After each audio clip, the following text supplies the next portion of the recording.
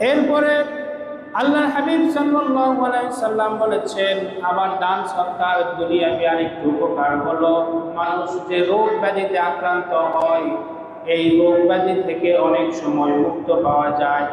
সহিহ তারগিবের বর্ণনা এসেছে, নবীজি বলেছেন, দাউ মারদাকুম বিসসাদাকাতি, তোমাদের যে দুরারোগ্য ব্যাধি, অনেক সময় এমন হয় যে আপনি অসুখ রোগে আক্রান্ত হয়েছেন, হাসপাতালে ডাক্তারের কাছে গেলে ধরা পড়ে না।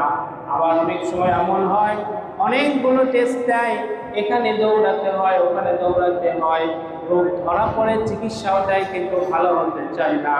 তখন যদি আপনি সংগোপনে ওই বিষয়টিকে মাথায় নিয়ে একটু দান সৎকার করেন, তাহলে অনেক সময় দেখা যায় আল্লাহ রাব্বুল আলামিন ওই দান সৎকার বদৌলতে রোগ ব্যাধি থেকে মুক্ত করে।